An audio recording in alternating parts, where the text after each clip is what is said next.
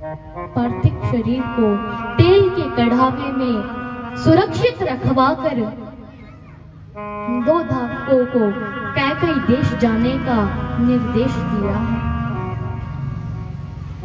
जब धावक भरत जी को लेने कैकई देश जाने लगे तो कौशल्या जी ने अपने पास बुलाया है, दोनों को समझाया।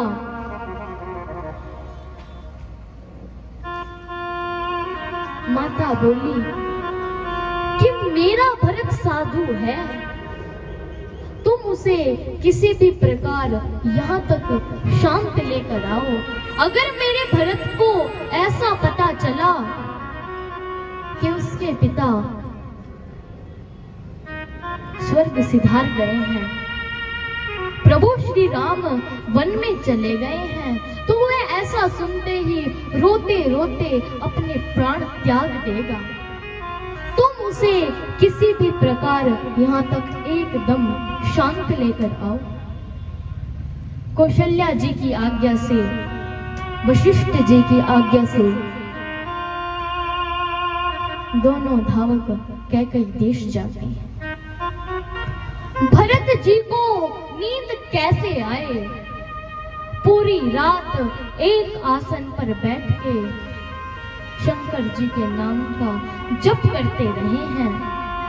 प्रातः काल होते ही अनेक प्रकार से दान दिए हैं। दान देकर वापस लौटे ही थे कि तभी अवध के दोनों धावक पहुंच जाते हैं।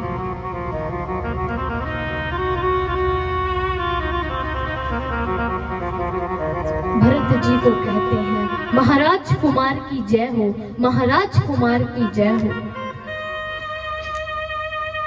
आपको गुरु वशिष्ठ जी ने अति शीघ्र अवध में बुलाया है। भरत जी सबसे विदा लेकर अवध में पहुंचते हैं। सूनी श्रीहीन अवध देखकर भरत जी का हृदय कांप रहा है। भरत जी सोच रहे हैं कि आज मेरी अवध को क्या हो गया। सभी अवधवासी पहले तो प्रणाम करते हैं, फिर शीश झुकाकर खड़े हो जाते हैं। भरत जी सोच रहे हैं आज क्या हो गया। ना कोई जय जयकार हो रही है, ना कोई मंगल ध्वनि हो रही है, ना पुष्प वृष्टि हो रही है। आज सारे बाजार बंद थे।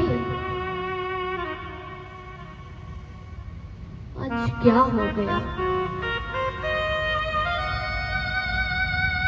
कैकई जी को पता चलता है कि भरत जी आए हैं। आरती का थाल लेकर द्वार पर खड़ी हो जाती है। भरत जी सबसे पहले मां कैकई के भवन में जाते हैं। इसलिए नहीं कि वह मेरी मां है, अपितु इस भाव से जाते हैं क्योंकि भरत जी जानते हैं मां कैकई प्रभु श्री राम से बहुत स्नेह करती है और प्रभु श्री राम मां कैकई के भवन में ही होंगे।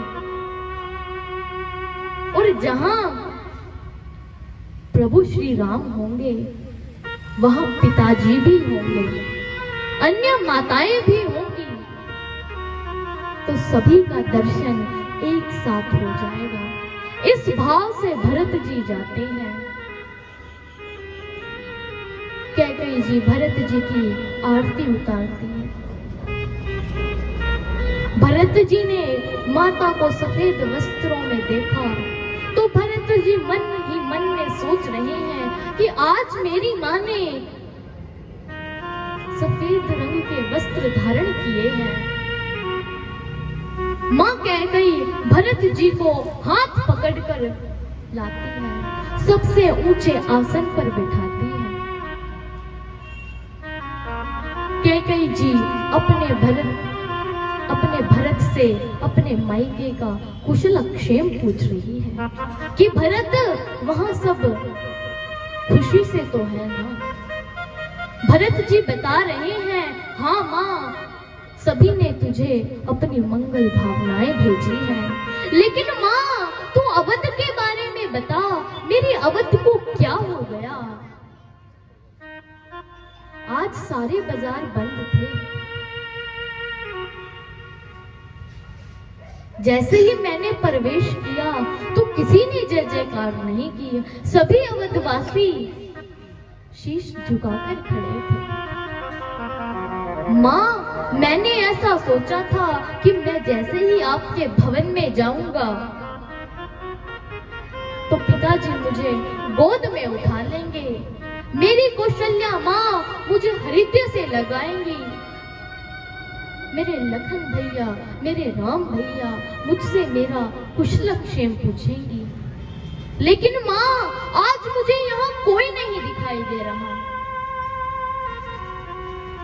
माँ, क्या उनको यह मालूम नहीं था कि उनका लाडला बेटा आ जा रहा है? पिताजी भी नहीं दिखाई दे रहे, कौशल्या जी भी नहीं दिखाई दे रहे। सब कहां गए? भरत जी पूछ रहे हैं। कैकेयी जी ने कहा कि अरे बेटा, वैसे तो मैंने सारी बात बना दी थी, लेकिन बेचारी मंथरा ने थोड़ी सी सहायता की। भरत जी सोच रहे हैं, माँ ऐसी कौन सी बात बिगड़ गई थी जो तुझे बनानी पड़ी? कैकेयी जी ने कहा, कछुक काज, यह होती है मंद बुद्धि की बात। सारी अवध अनाथ हो गई, लेकिन अभी भी इसे कछुक काज ही दिखाई दे रहा है। कैकेयी जी ने कहा, बस कुछ नहीं बेटा, तेरे पिता स्वर्ग सिधार गए हैं और तेरे राम भैया वन में गए हैं। इतना स्वर जैसे ही भरत जी ने सुना तो भरत जी रोने लगे, व्याकुल हो रहे हैं। गोस्वामी जी कहते हैं, तात तात हाथ तात पुकारी, तात तात हाथ तात पुकारी, परे भूमि तल व्याकुल भारी, पर भूमि बल व्याकुल भारी, चलत न देखन पायो तोहि, चलत न देखन पायो तोहि, तात न रामहि सो मोहि, तात रामहि सो मोहि। जय सिया राम, जय जय सिया राम, जय सिया राम, जय जय सिया राम, जय सिया राम, जय जय सिया राम, जय सिया राम, जय जय सिया राम, जय सिया राम, जय जय सिया राम, जय सिया राम, जय जय सिया राम।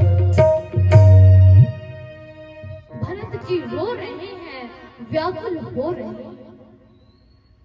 जिस आसन पर बैठे थे उस आसन से लुढ़क पड़े, अपने आप को धिक्कार रहे हैं, कह रहे हैं, माँ मेरे पिताजी को क्या हुआ? मेरे पिताजी कहाँ चले गए? माँ, उन्होंने मुझे अंत समय में याद भी किया था क्या? क्या उन्हें यह पता था कि भरत नाम का उनका एक बेटा भी है? माँ, मेरे पिताजी मुझे ऐसे ही छोड़कर चले गए। मैं कैसा अभागा हूँ कि मैं जाते समय अपने पिता का मुख भी नहीं देख पाया। माँ,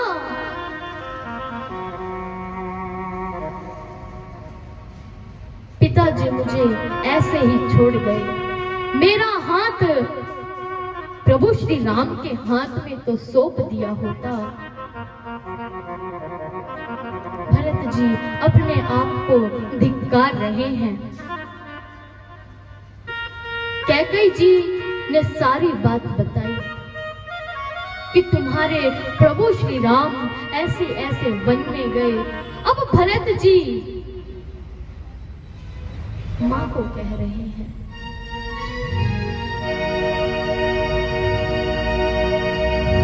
हो मैया तेने काठानी मन में, हो राम सिया हे राम सिया भेजी दिए रे वन में, राम सिया भेजी दिए रे वन में।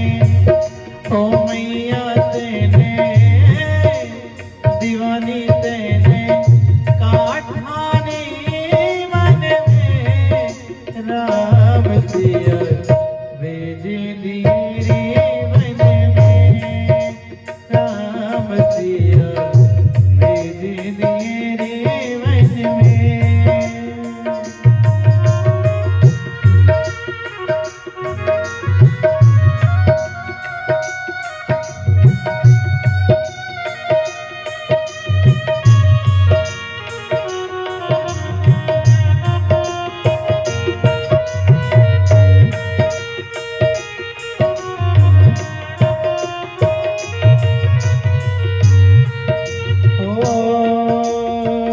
जदपि भरत तेरो ही जायो, जदपि भरत तेरो ही जायो, तेरी करनी देख ल जायो, तेरी करनी देख ल जायो।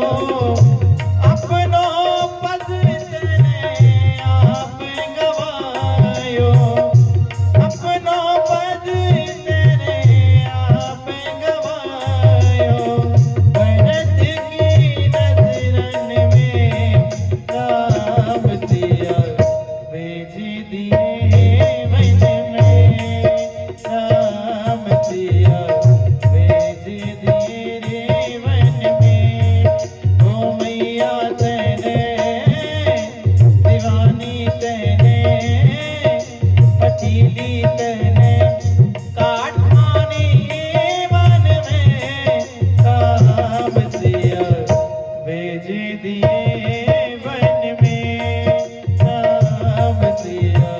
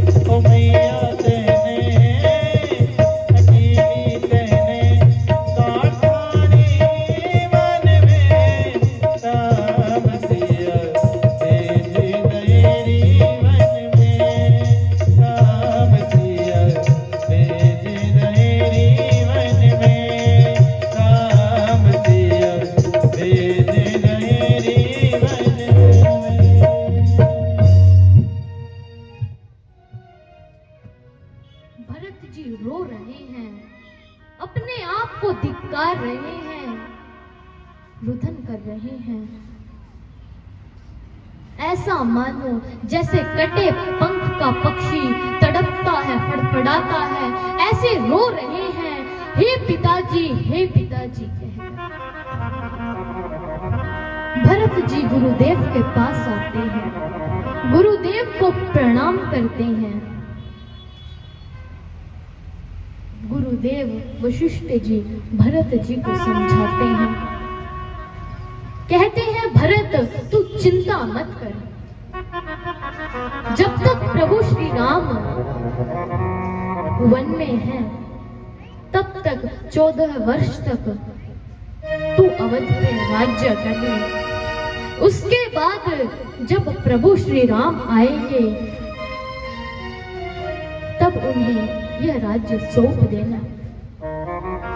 भरत जी गुरुदेव जी से बोले, कहा गुरुदेव अभी तो मैंने संतों के मुख से ऐसा सुना था कि संकट चाहे कितना भी बड़ा हो, अगर गुरु कृपा है तो वह संकट खत्म हो जाता है। लेकिन अब तो मुझे ऐसा लग रहा है कि मानो आप ही मेरे विरुद्ध हैं। अरे गुरुदेव आप स्वयं सोचिए कि भगवान पर कभी भी झूठी थाली में भोजन नहीं परोसा जाता। आप क्या कह रहे हैं कि 14 वर्ष तक अवध पे मैं राज्य कर लूं, उसके बाद जब प्रभु श्री राम आए तब उन्हें दे दूं। अरे भगवान हम तो प्रभु के प्रसाद के भूखे हैं।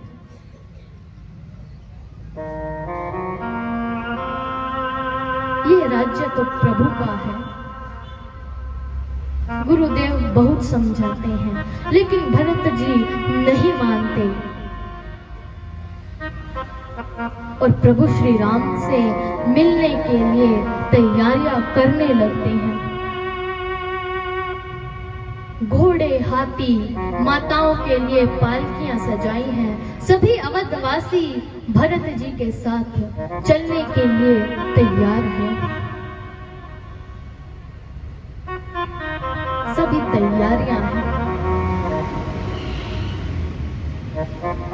भरत जी अवधवासी चित्रकूट में की यात्रा पर निकल जाते हैं। प्रभु से एक ही प्रार्थना कर रहे हैं भरत जी। क्या कह रहे हैं? पकड़ लो बाहर